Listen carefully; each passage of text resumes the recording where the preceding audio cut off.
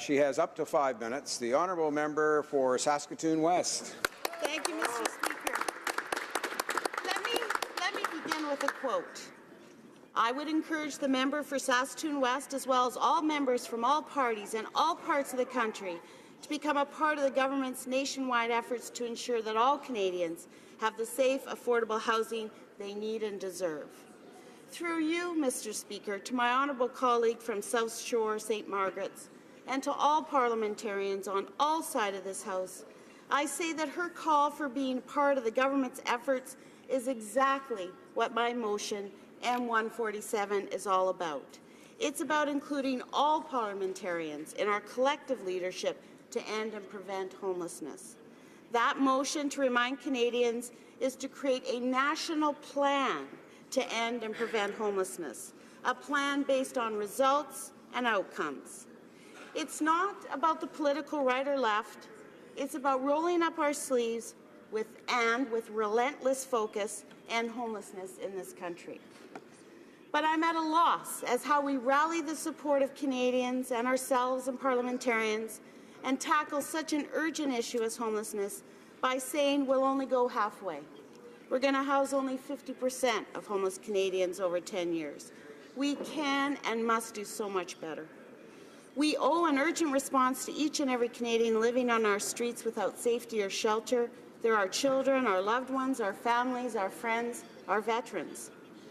I want every Canadian to be able to hold up in their hand our plan to end and prevent homelessness and say, this is where my government is going, this is how they're going to get there, and I can hold them to it. I want to thank the countless number of Canadians and organizations who support and endorse my motion. Organizations like Raising the Roof, the Peel Alliance to End Homelessness, Out Saskatoon, Quint Development Corp, Canadian Alliance to End Homelessness, the Canadian Housing and Renewal Association, Upstream, the Mayor of Saskatoon, the YWCAs of Saskatoon and Lethbridge, the Simcoe County Alliance to End Homelessness, the United Food and Commercial Workers Union, the Alberta Federation of Labour, to name a few. I want to thank my fellow parliamentarians who took the time to meet with me to talk about how we can and must end homelessness in this country. 2 weekends ago, I held a town hall in my adopted neighbourhood in Ottawa at the Centretown United Church. And despite the snow, the lure of Winterlude, and the Super Bowl, people actually came. The one overriding question that emerged was, where is the urgency by governments to end homelessness? Only one speaker that day got a standing ovation, and it wasn't me. Tyler Palmer works for the Youth Services Bureau as a community developer working with tenant organizations.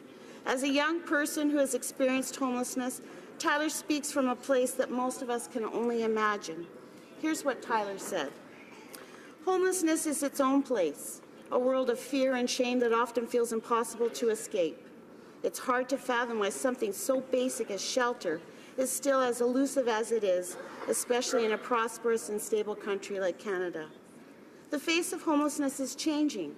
It affects young and old, women, families, children. Many come from privileged or advantaged families. No one is immune. Many queer and trans youth are still expelled from their former lives just for being who they are. In short, homelessness is not just an economic problem, it's a human problem. As a society, we're on the same road. All of us can do our part. I firmly believe that only together can we end the isolation and grief that homelessness creates.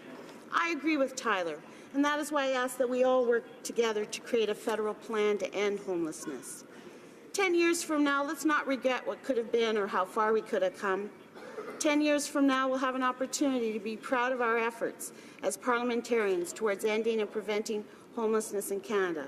We'll have a chance to be thankful that we worked together in 2008, that parliamentarians chose to recognize housing rights are human rights, and that our country refused to abandon the most vulnerable. An urgent and bold federal intervention into homelessness crisis is possible. Let's work together to build a plan, make sure we get it right. We need not wait for a more perfect time. Thank you, Mr. Speaker.